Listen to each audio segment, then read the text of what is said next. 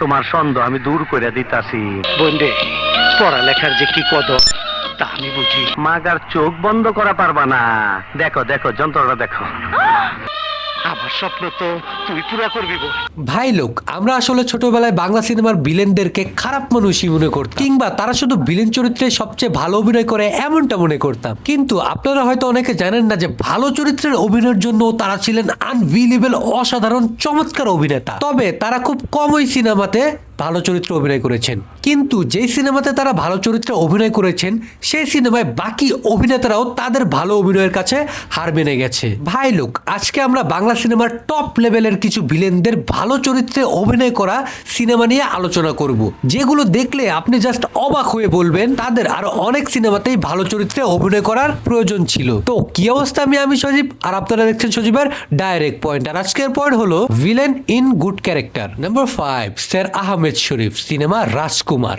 বাংলা সিনেমার সেরাদের মধ্যেও সেরা ভিলেন ছিলেন আহমেদ শরীফ, যার গর্জন শুনলে নায়করাও তবদা খেয়ে যেত। মেহমানের লাশ দেবার যদি একটা উপমাও থাকতো, তোর বাকি দেহটা কুত্তাকে দিয়ে খাইয়ে দিতাম। সিনেমার পর্দায় তার অ্যাটিটিউড ছিল দেখার মতো, তবে তিনি খুবই কম সিনেমাতেই ভালো চরিত্রে অভিনয় করেছেন। গত বছর শাকিব খানের রাজকুমার সিনেমাটিতে, যেখানে আমরা তাকে একজন মুক্তিযোদ্ধার চরিত্রে দেখতে পাই, দেশের উপর মান অভিমান থাকলেও তার শেষ ইচ্ছাটা থাকে তাকে যেন তার দেশের মাটিতেই কবর দেওয়া হয়। বাংলাদেশি যে আমরা এমনই। তোমাকে আমার ভালো করে জানা আছে, যত সব বাটপার। সিনেমায় যখন তাকে দেশে আনা হয় সেই দৃশ্যে আসলে আমিও কেঁদে দিয়েছিলাম। রাজকুমার সিনেমা দেখার সবচেয়ে বেস্ট পার্ট ছিল এটা। তার এই অসাধারণ অভিনয় আমি কখনোই ভুলবো না। যে মাটি স্বাধীন করব বইলা জীবন বাজি রাইখা যুদ্ধ করছিলাম, সেই মাটিতেই আমার এই দেহটা মিশা যাইতে দিও। নাম্বার 4, ডিপজল, সিনেমা চাচ্চু। সিনেমায় ডিপজলকে দেখলে মনে হতো নায়ক সিনেমায় সবাইকে বাঁচায়, ঠিক আছে, কিন্তু ডিপজলের কাছ থেকে নায়ককে কে বাঁচাবে? ছোটবেলায় ডিপজলের বড় বড় চোখ করে ডায়লগ বলা দৃশ্যগুলো দেখলে প্রচন্ড ভয় পেতাম। তোর মরণের চুলকানি উঠছে, আমি তোরে মলম লাগাই দিমু। সেই ডিপজলের ভিলেন ইমেজটাকে একেবারেই বদলে দিয়েছিল চাচ্চু সিনেমাটি। হুট করেই এমন একটা সিনেমায় দর্শকরা ডিপজলকে দেখে অবাক হয়ে গিয়েছিল যে তাকে দিয়ে ভিলেন বাদেও আরো কত কিছু করানো সম্ভব। তবে সে নিজের প্রযোজনায় পরবর্তীতে নায়ক হিসেবেই সিনেমা চালিয়ে গেছেন। ভাত খাবে না? ভাত খাবে না? উঠ মা, আমি তোর লগে ভাত খাবো, আমার খিদা লাগছে রে মা। নাম্বার 3, স্যার রাজীব, সিনেমা আব্বাজান। ভিলেন রূপে আমরা রাজীব স্যারকে অসংখ্য সিনেমায় অসংখ্য রূপে দেখেছি। ভিলেন রূপে তিনি ছিলেন ভয়ঙ্কর মানব। সাংবাদিক, তুই লিখছিস? জি। কি? তোর এই ডাইনাটা আমি রাইখে দিতে চাই। ওই আরে বাড়ি। তবে রাজীব স্যার মাঝে মধ্যেই ভালো চরিত্রে আমাদের সামনে আসতেন। যেসব সিনেমায় তার ভালো চরিত্রে অভিনয় থাকতো, মন ছুঁয়ে যাওয়ার মতো অভিনয় করতো সে। আব্বাজান সিনেমায় তার চরিত্রটাকে পুরোপুরি ভালো না বলা গেলেও সেই সিনেমায় তার চরিত্রটাকে দর্শক ভালোবেসেছিল। মহানায়ক মান্না চরিত্রটাকে এতটা সম্মানজনক ভাবে দর্শকের সামনে প্রেজেন্ট করেছিল যে মানুষ রাজীব স্যারকে শ্রদ্ধাও করেছিল। সিনেমায় রাজীব স্যারের আব্বাজান ক্যারেক্টারটা আমাদেরকে একটি মেসেজও দিয়ে গিয়েছিল।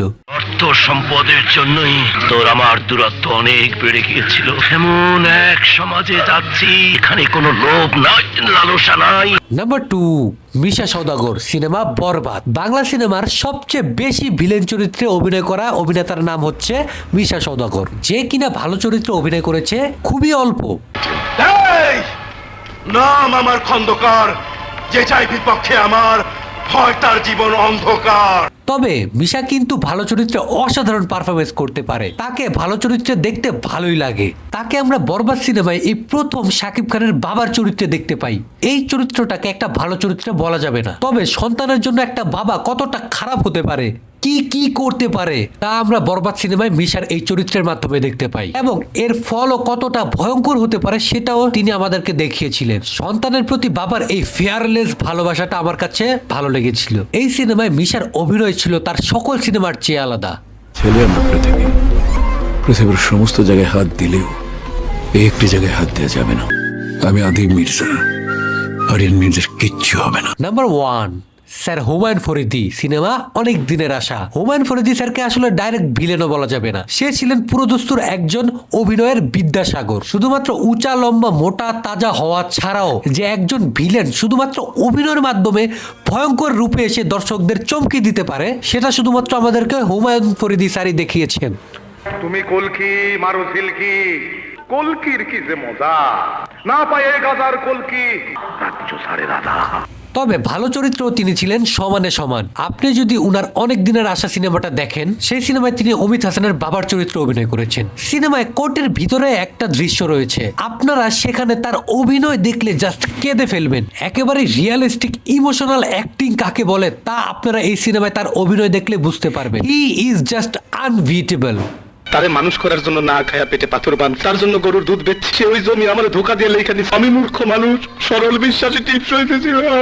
তো ভাই লোক, এই অভিনেতাদের মধ্যে কার ভালো চরিত্রের অভিনয় আপনার কাছে সবচেয়ে সেরা লেগেছে, কিংবা কোন সিনেমায় কার অভিনয় দেখে আপনি ভুলে গিয়েছিলেন যে সে একজন জনপ্রিয় ভিলেন অভিনেতা?